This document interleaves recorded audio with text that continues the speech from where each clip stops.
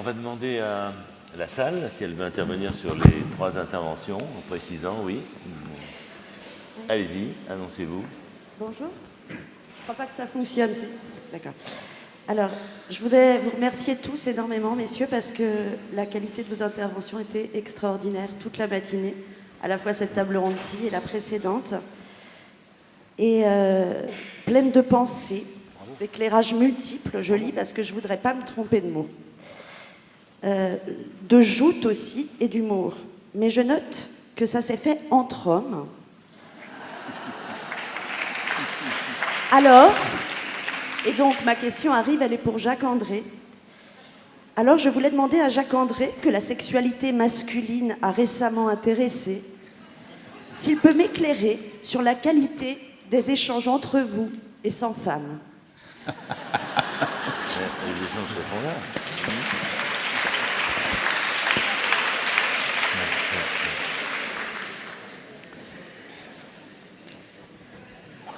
Le monde change lentement. Il y a des vieux restes. Espérons que ce soit des beaux restes.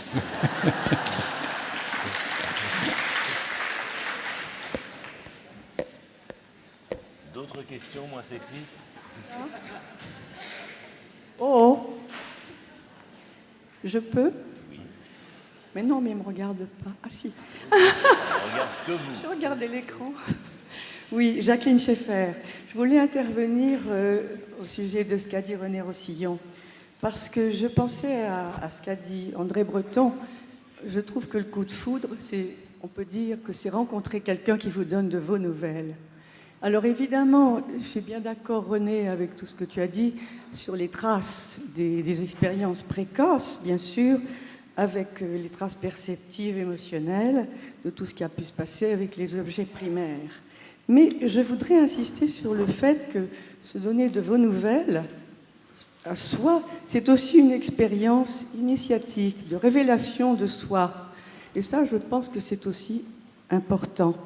Alors, donc, et puis je voudrais intervenir aussi sur ce que tu as dit de la temporalité, parce que j'ai l'impression que tu disais que le coup de foudre, c'est quelque chose de subite, bien sûr.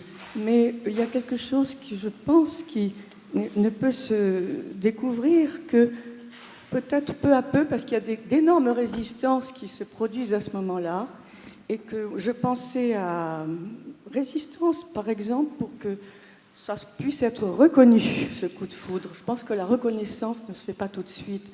Par exemple, je pense, puisque tu as cité des films, je pense à Sur la route de Madison, par exemple, ou bien un très ancien film qui s'appelait Brève rencontre. On sent qu'il se passe quelque chose très, très, très vite, très subit, mais il y a tout un moment pour que ça puisse arriver à une reconnaissance. Donc j'ai eu l'impression que là, il y a besoin d'une révélation commune entre le sujet et l'objet. Évidemment, ce qui va se passer ensuite, ça dépend de beaucoup de choses. Merci.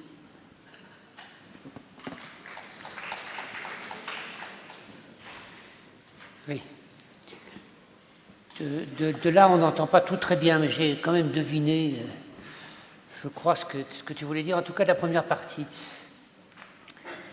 Je rebondis sur cette expression de révélation de soi, parce que je crois que c'est quelque chose d'important. Moi, j'avais essayé de le profiler, de le faufiler comme ça, à partir de la question de la dimension narcissique du coup de foudre. Mais d'une problématique particulière, c'est-à-dire, il y a quelque chose en moi, inconnu de moi, qui brutalement m'est révélé par le regard de l'autre et par mon regard sur le regard de l'autre. Donc il y a bien cette question de révélation. J'ai souligné tout à l'heure la dimension narcissique de cet échange de regards et de cette dimension spéculaire, c'est-à-dire je vois l'autre et l'autre il existe bien comme autre sujet et en même temps, d'une certaine manière, c'est aussi un double de moi, c'est aussi un reflet de moi-même et il me renvoie quelque chose de moi. Je prends l'exemple du chapeau, par exemple, dans l'amant. Ce chapeau, c'est un chapeau d'homme. et l'amant est séduit par elle, il est séduit par elle, parce qu'elle porte quelque chose qui, d'une certaine manière, le renvoie à lui. Alors je pense que ça, encore une fois, je ne fais pas de ça le tout de l'affaire, et moi je suis pour une théorie plutôt hyper complexe, à causalité multiple. Mais cet élément-là, il me paraît personnellement particulièrement important, et je pense que c'est un enjeu tout à fait essentiel. Donc je crois qu'effectivement, il y a un aspect révélateur. Alors après, qu'est-ce que je vais faire de ce qui m'a ainsi été révélé? Comment je vais pouvoir l'intégrer dans ma vie? Est-ce que je vais m'en protéger, m'en défendre? Est-ce que ça va être un trop d'inconnu en moi auquel je vais être confronté, qui va me faire que je vais repousser l'autre, et ce que l'autre me reflète de moi-même, enfin, etc. Là, on a tout le défilé de la vie qui se manifeste devant nous. Oui. Bonjour. Pascal Lépine, psychologue. Ma question s'adresse à Monsieur Geoffrin. À l'éclairage de tout ce que vous avez dit, je me demandais justement quelle est la part du journaliste face aux institutions et face à ce qui lui est demandé d'être lui-même, d'avoir cette possibilité lui-même d'être imprévisible. Pas simplement travailler avec l'imprévu, mais d'être lui-même. Quelle est sa part d'imprévisible?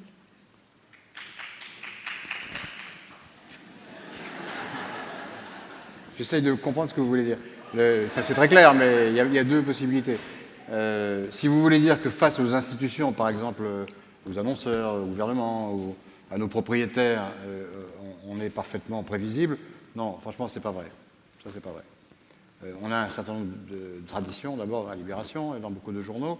On a des institutions internes qui nous garantissent contre les influences et contre les marionnettistes qui pourraient éventuellement penser qu'ils tirent nos ficelles. Et donc ça n'est pas vrai. On a une autonomie. Notre ennemi à nous, c'est plutôt nos propres préjugés à ce moment-là, nos propres convictions, nos propres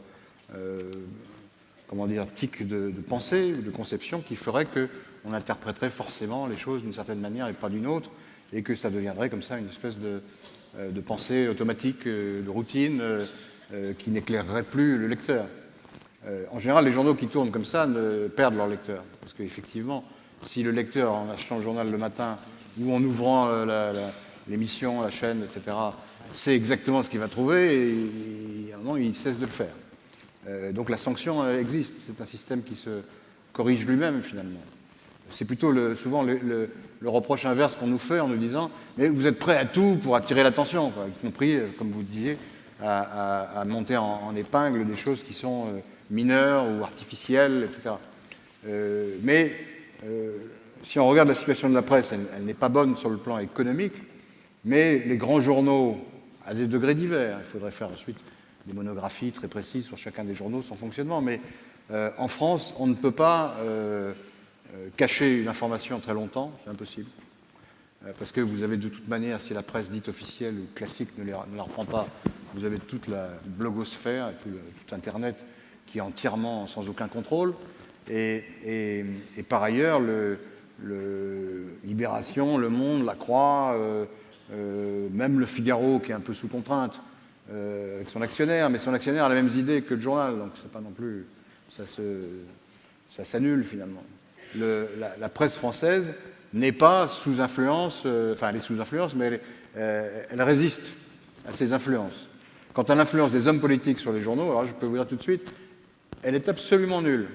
Quand vous parlez à un homme politique, les mots qui reviennent quand il parle des journalistes, c'est pas mouton ou chien de garde ou je ne sais quoi. C'est hyène, troupeau de loups affamés, sans foi ni loi. Ils sont prêts à détruire n'importe quelle action et n'importe quelle personne pour vendre du papier. C'est ça le discours général. Alors, ça peut être une ruse de l'expression ou de la raison, mais je crois que ça reflète une réalité. Notre intérêt et l'intérêt de la classe politique sont diamétralement opposés. En fait, on nous dit toujours la classe journalistico-politique. C'est une blague. Ça n'existe pas. C'est pas parce qu'on se voit régulièrement ou qu'on prend des verres ensemble ou qu'on déjeune qu'on est du même côté. On est des deux côtés de la barrière, comme le sont, par exemple, les avocats et les procureurs. Et pourtant, ils se connaissent très bien, ils font partie du même monde, mais ils ne sont pas du même bord.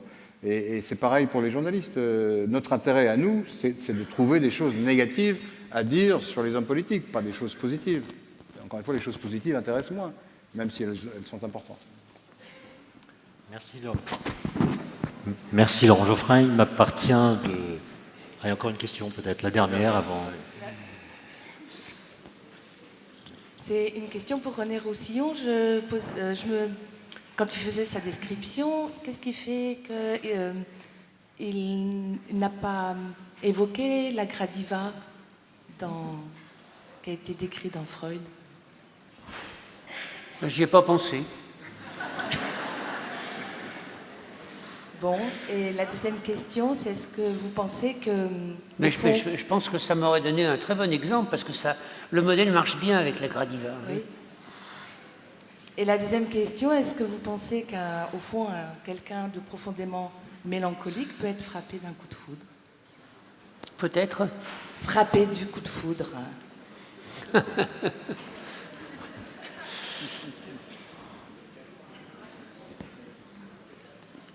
Ouais, écoutez, j'ai un côté d'optimisme forcené qui me pousserait à dire mais pourquoi pas? Par contre, mon expérience clinique me dit que c'est quand même beaucoup plus difficile.